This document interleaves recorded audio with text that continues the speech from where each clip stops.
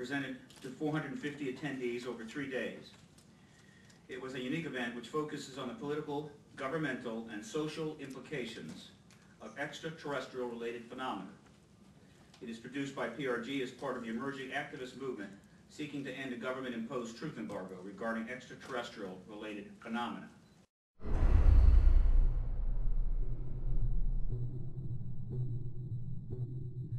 Do you believe, and describe, do you believe that your show was shut down for national security reasons? And tell us a little bit about what happened with the show out there.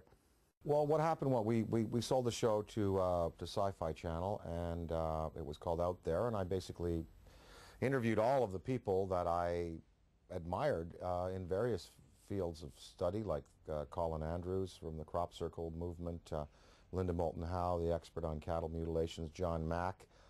And let me just put a pin in things right there, because John Mack has taken the study of abductions, UFOs, right out through the other side, and he's going, yes, we know they're here, we know they're coming, we know people have been taken, we know there's experimentation going on, we know people have been told about agendas.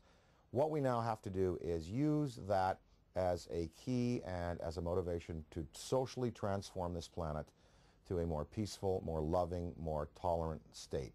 So his movement, the movement for social change, has just accepts as a fact abductions, UFOs, interplanetary intervention, and what he's doing is taking it out through the positive side of it and saying, now we must use it to socially transform, and I think his message is great. But I talked to him, I talked to the Allagash guys who were taken in the canoe on that trip in Pennsylvania.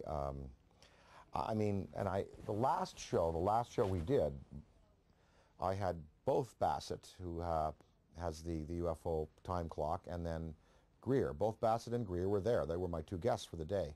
Well, the show was canceled that afternoon. And I was outside, before I knew it was canceled, in between the interviews.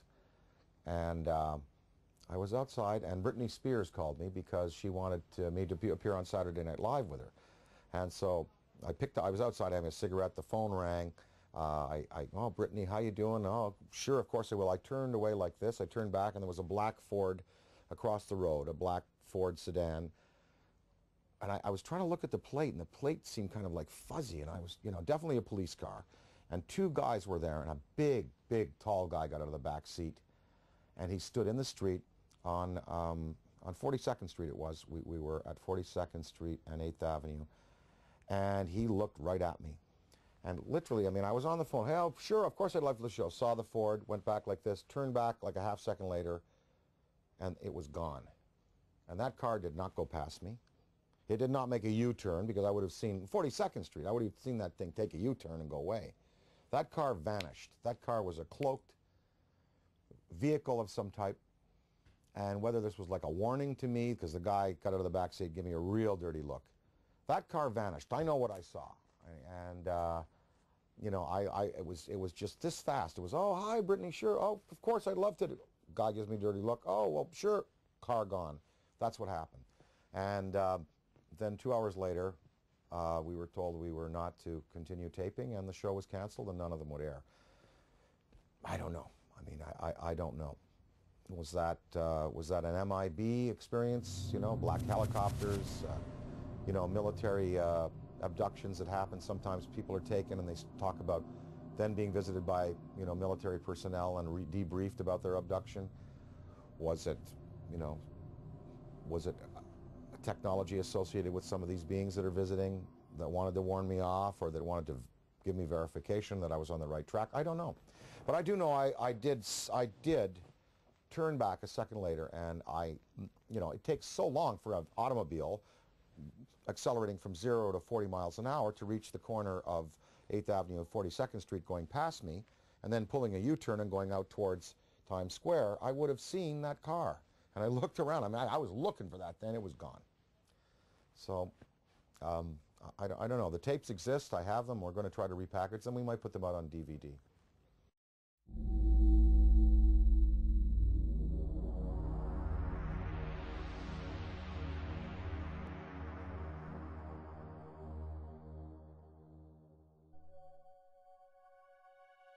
I was having some cameramen film the installation of a precision landing facility we were putting in right on the edge of the dry lake. And this saucer flew right over them and put down 3 little gear and landed out on the dry lake bed. And they went out to, picked up their cameras and moved on out toward him filming. And he lifted off, put the gear back in the well, and climbed out at a very high rate of speed and disappeared. And so while I was going through all the regulation books and finding out the number to call in Washington to report it, I had them go over and develop the film. By the time they got back with the developed film, I was on the higher and higher and higher level officer talking to me. Finally with the colonel telling me to, when the film arrived at my desk, to put it in a carrier pouch. There would be a courier there at my office by that time already, and they'd arranged for him to fly in our base airplane back to Washington with these films, and do not run prints, etc., etc., etc. We didn't have a chance to run it. I had a chance to hold it up to the window and look at it. It was certainly a good film. Well, by this time I was involved in the research and development and doing very classified programs myself, at the test center. So I knew that we didn't have any vehicles of that kind, and I was 99 9/10% sure that the Russians didn't have any of that type either. So there certainly was, at that point in time, there was no doubt in my mind that this vehicle was made at some other place than here on Earth. And, yeah, well, Buck Rogers and Flash Gordon coming true. Dude, I got it, man. Probably moved 100 miles in a matter of a second or two.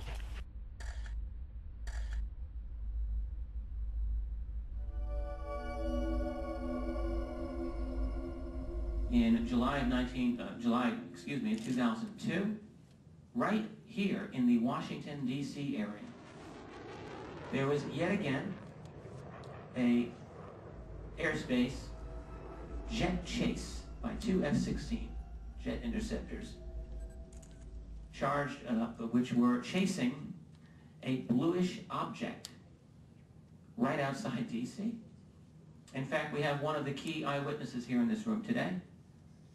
This received some play in the Washington Post and a little bit of mainstream media, then of course fell into the black hole of the media, never to be discussed again. What were these objects that were able to outperform F-16 interceptors in a post-9/11 America? What is going on?